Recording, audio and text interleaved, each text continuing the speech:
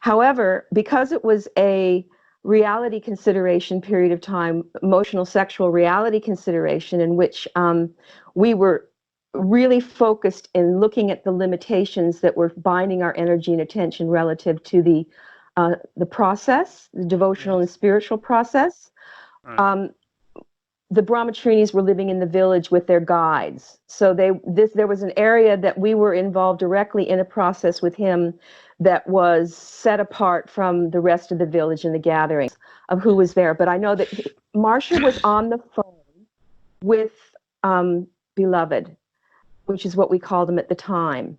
And he was on the phone talking to Marcia, which he did regularly, either with Marcia or with Nina or one of the male devotees, Daniel or Mo, giving instructions. So we would receive either direct instructions with him if we were physically in the room, or he would communicate us directly on the telephone with somebody conveying what he was saying, or he would speak on the telephone and we would all hear it on a speakerphone. In this particular instance, Marcia was communicating to us about the nature of the process that he was involved in the midst of this reality, emotional, sexual consideration with us. And he was expressing to us in that particular moment his frustration and his sorrow and concern about how he was upset because everything he was trying to do with us, he was reflecting back to us that we really were not understanding what the real process was about. And we kept presenting objections to him that had to do with not being honest or trusting. And I'm just really simple stuff that it would be best if they understood this about themselves in relationship to how they function as an emotional, sexual, social, political ego persona, in order to be able to take responsibility to free energy and attention for a greater depth of process. And he was saying he just was finding people left and right were resisting to do this with him. And it wasn't about him enjoying it. I can guarantee that. It was a very difficult ordeal for him. And he was always looking to see who was available to do this. And this conversation just was reaching a point where he was expressing, I can't do this anymore. I can't work this way. I can't work with the resistance. What is happening? And then as he was on the phone, he began to describe to Marcia that he was beginning to have symptoms in his body. And oftentimes when he would begin to talk about symptoms, he would describe what he was experiencing psychophysically. And this was not uncommon to us because, as we knew, after some having lived 25, 30 years in his company, that there were often psychophysical signs that would occur with the actual real yoga. Any yogi would be able to talk about this. Anybody of any spiritual significance would be able to speak about how the spiritual process invades the physical, or it leaves the psychophysical, and there are symptoms that are related to either the ascent or a descent of the spirit force, and or the manipulation of yogic energy. So he was describing to us how this was occurring to him again. And at a certain point when he was talking to Marcia and she was telling us what he was feeling, we realized that, okay, this is important, because at this point in time, we usually realize that we have to call the doctors in the being. And so Marcia was relaying these to us. And then at a certain point, he was describing to her, and she was telling those of us in the room, I'm beginning to get a numbing effect on the left side of the left side of my being. And it's impacting my heart. I'm having numbness coming up my arm and into my chest, and it's all on the left side, and he was feeling it starting to affect his heart. And then at a certain point, he dropped the phone, and he said, I think I'm going to leave the body. And so Marcia then dropped the phone, and she ran over right away. And then and she said, call Charles, who was the doctor. I think he should go over to see what's happening.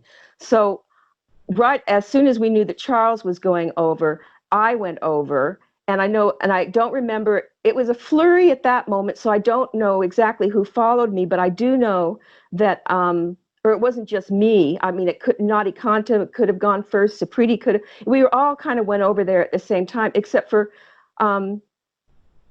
not all of us went. And one who didn't go that I'm certain of was Tripura at the time, who's Sukhumai now. Right. And so when we got into the room, Marcia was the one who was, when I came into the room, she was actually pulling him up onto the bed because he had fallen. He was sitting where the phone was, which was on his bed closest to the door where we would enter. And she was there pulling him up onto the bed. And he wasn't very cognizant of what was happening, but he wasn't, he at that point, he was breathing. He wasn't dead. Right. But he was aware, but not actually eyes open or completely conversant of what was occurring. And then I think it was Nadi Kanta, if I remember correctly. And then Charles was there, and he we were all kind of then at that point helping to get him up on the bed. And then as soon as he was situated there, he actually wasn't able to sit up. At that point, he was leaning back. He was very limp. He didn't have hardly any ability to raise anything or say anything. But I heard him speak about all the millions of people and the suffering and the sorrow that he felt. And he also spoke about mass genocides that had happened, and speaking about how all of humanity was in such darkness that they had no idea what they were actually doing.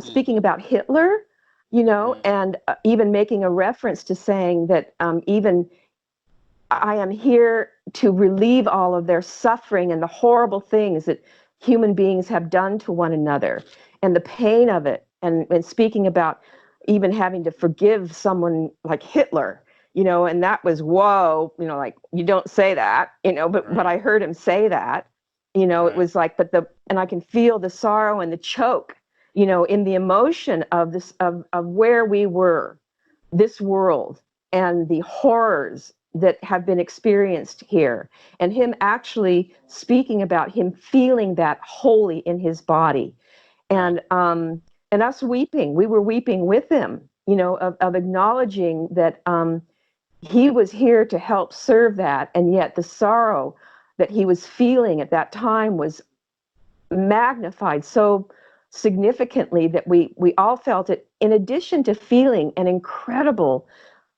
transmission of effulgence of his spiritual presence in the room. Um, and then at a certain point, he started talking about his love for everyone and how he just loved everyone so much, and his passion to be able to liberate everyone from their suffering, and yet recognizing that his frustration at realizing that he couldn't do that. It was a moment of his own understanding that he wasn't actually capable to do what he was impulsed to do, and which was to be able to liberate beings from the knot of variegoity and the darkness that creates. And he was just saying that we wanted to do it. He couldn't do it. I want to kiss everyone. I want to relieve everyone. And spoke about his love for his children, and spoke about his love particularly for Nam Leela and for those that loved him. And this went on for a while. I don't know exactly how long it was, but it was just an incredibly potent moment of both the revelation of and magnitude of his spiritual being and person and presence, and at the same time, the coincidence of that being entirely incarnate and the expression of incredible human emotion about it all. And then he said, "Is remembrance here?" When I heard him say that, I then lifted myself up off the floor, and I remember just being able to barely move my body enough to get up on the bed so that I was kneeling with my body flat on the bed and just reaching out so that I could touch him.